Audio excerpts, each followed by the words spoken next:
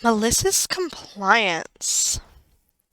I need you to break down these giant concrete blocks in the blazing hot weather. By Matt Rock J. Not his exact words, but that was essentially my job description for a week while working on a construction site. There were these two gigantic concrete blocks that were poured to hold up the site security cameras. And holy fuck, was that a bad idea! They could have put stakes in the ground, used sandbags, or just used a really wide frame, but no. Giant concrete blocks was the plan.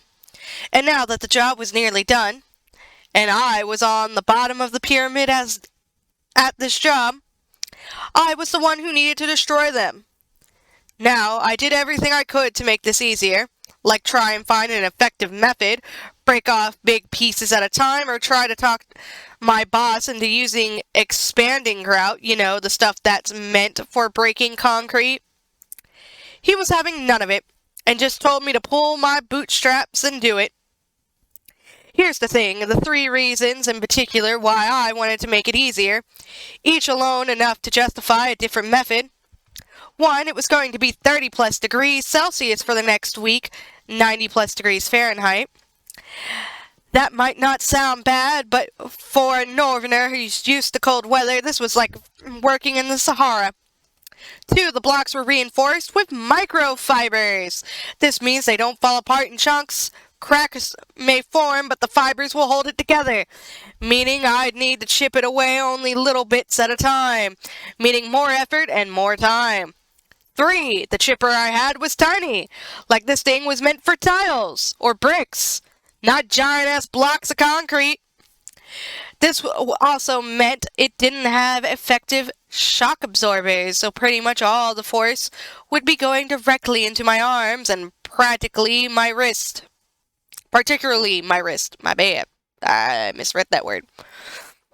Now, I am not a burly guy like a lot of other guys on this site.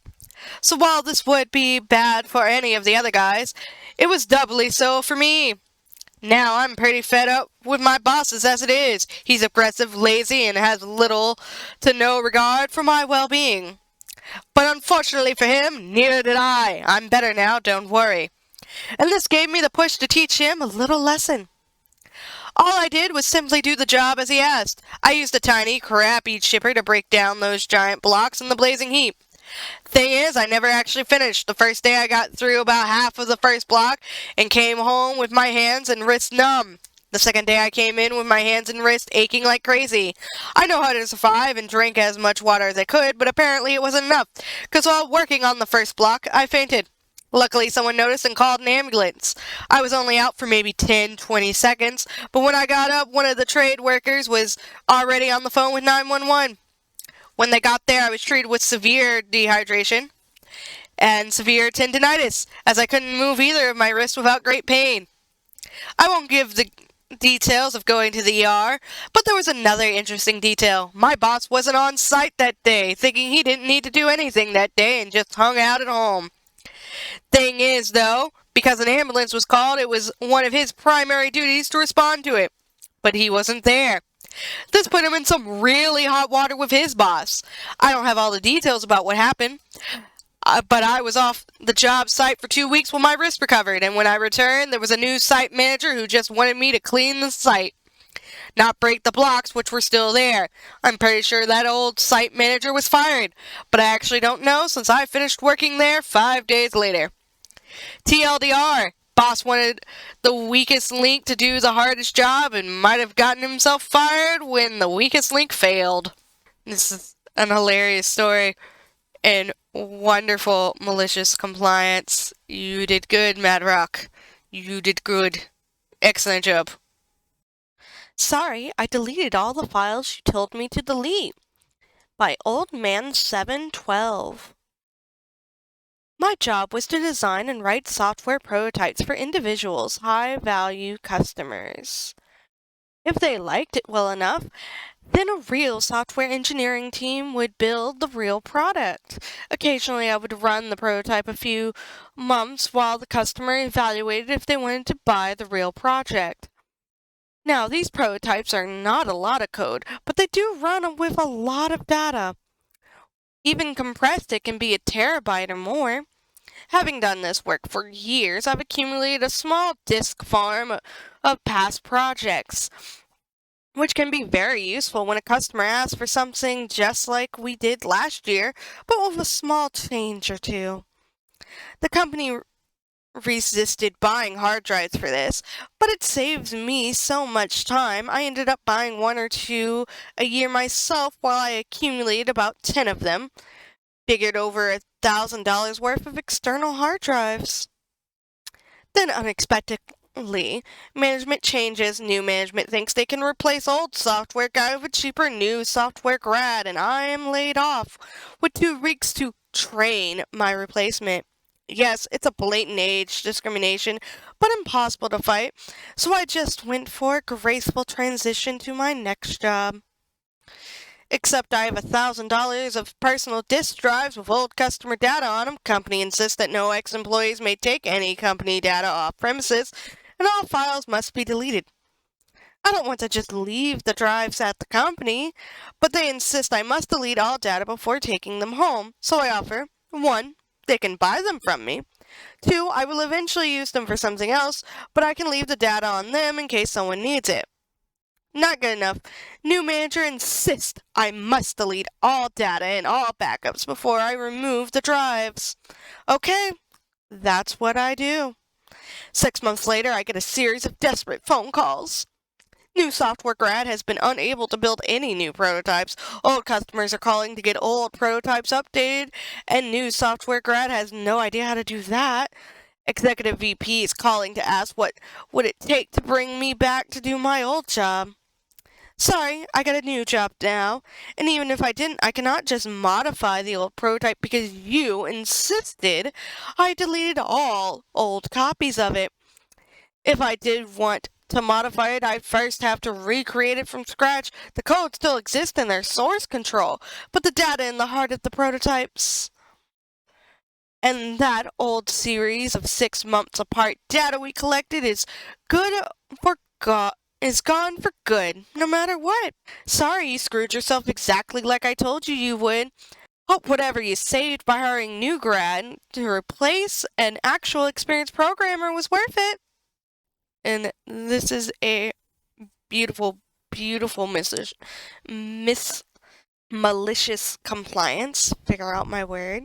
Because, like, I used to work at an arcade, as many of you probably know, and legit, after I quit, I was still being called for really weird, stupid shit. Like, I got called at 3 a.m. being asked how to clean the pizza oven. And it was super annoying. Like, I hadn't worked there in forever. Granted, when I got the 3 a.m. call, I was still working there, and I had to wake up, not on clock, and make a short video tutorial with my drawing tablet with drawings on explaining how to clean the fucking pizza oven to this kid. Well, to the guy. He was not a kid. He definitely didn't like using his brain, though. But after I had quit, that video tutorial is still up somewhere on my YouTube. I believe it's a private or unlisted video, so if only those link can view it. One of my coworkers is like, hey, can you send us that video again? Great, this has been after I quit. And then it was like one random afternoon, like I hadn't worked there for at least 3 months to a year. I get a text from another old coworker, hey, how did you clean the pizza oven? Which is very concerning, like, did y'all not know how to clean the pizza oven? Because I could have sworn I had explained to everyone in that department how to clean the pizza oven. How do you not remember how to clean the pizza oven? Who was cleaning the pizza oven? Because, like, you have to take it apart, which means you need a lot of upper body strength, which I get why she wasn't able to do it. She doesn't have a very good back. Her back is screwed. But still, I don't trust the pizza at the arcade that I worked at. Because that pizza oven is covered in several, like, black char chunks that you have to fucking scrape and scrub off. Because I don't think it had been cleaned before the other dude had told me how to clean it because no one trained me how to clean it. Certainly not the management. Another dude figured out how to take the pizza oven apart who had got hired on after me and showed me how to do it and how to clean it. Because management sure as hell didn't. No one who was there when I started sure as hell didn't. And from what I'm hearing from the one friend I still have contact that still works there, she's leaving. It's gone downhill. It's gone completely and totally fucking downhill. She's done with it. She's leaving. She said, "Fuck this. I'm not dealing with it no more."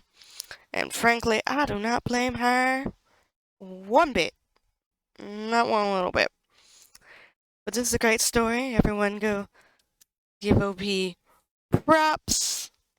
The True Cost of Silence by user Impressive Glove 639.